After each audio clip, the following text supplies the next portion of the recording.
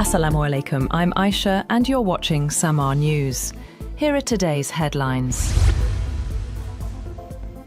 US President Donald Trump has claimed that Iran is desperate to make a deal to end nearly 4 weeks of fighting, contradicting the Iranian foreign minister who said his country was reviewing a US proposal but had no intention of holding talks to wind down the conflict. Iranian Foreign Minister Abbas Araghchi said while there had been no dialogue or negotiation with the US, various messages had been exchanged through intermediaries. Araghchi said in an interview that messages being conveyed through friendly countries and Tehran responding by stating its positions is not called negotiation or dialogue. Trump later said Iranian leaders are negotiating and they want to make a deal so badly, but they're afraid to say it because they will be killed by their own people.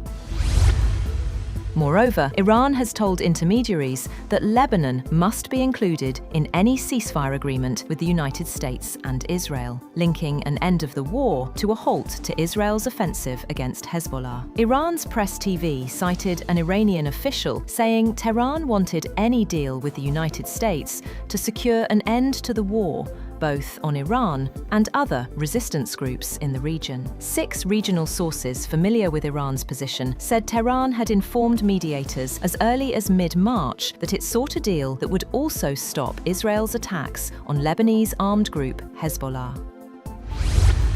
Iran's parliament speaker Mohammad Bakr Kalibaf has said that enemies are preparing to occupy one of Iran's islands with the support of a regional country. In a social media post, the speaker warned that any such move would trigger continuous and relentless attacks on the vital infrastructure of that regional state. Kalibaf also said that Iranian forces are closely monitoring all developments.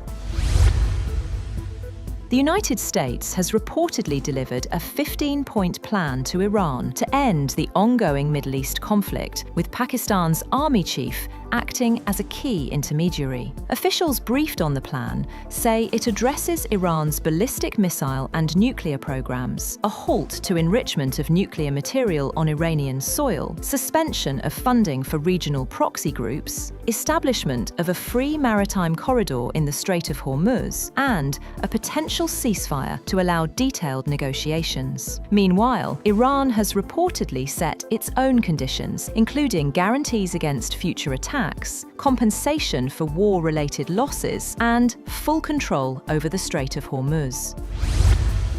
Meanwhile, Iran has rejected the US proposal to end the ongoing conflict, calling the terms excessive. A senior official said Tehran will not allow Donald Trump to dictate the timing of the war's end. Pakistan delivered the proposal, with talks potentially hosted in Pakistan or Turkey. Iran says it will continue operations until its own conditions are met. Earlier, a senior Iranian official claimed that Pakistan delivered a proposal from the United States to Iran, and either Pakistan or Turkey could be venues for discussions to de-escalate the war in the Gulf.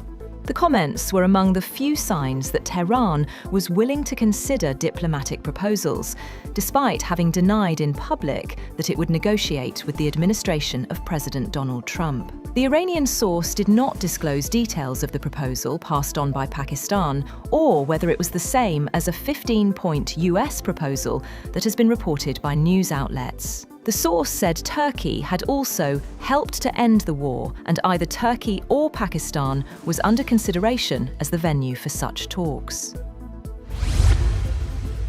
The White House says President Trump is ready to escalate military action against Iran if it does not comply with US demands. Spokesperson Caroline Leavitt told a briefing that President Trump doesn't bluff and could unleash hell if Tehran refuses to abandon its nuclear ambitions. She also said the US campaign is ahead of schedule, but added that Washington is still open to talks. The White House also warned Iran against further miscalculation.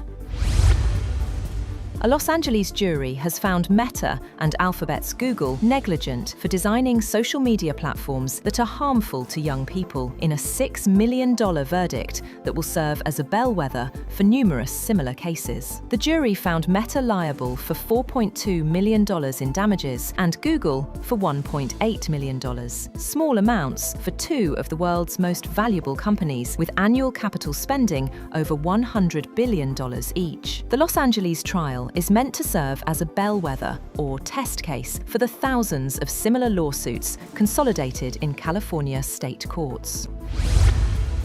That's all for now. For more updates, visit www.samaa.tv.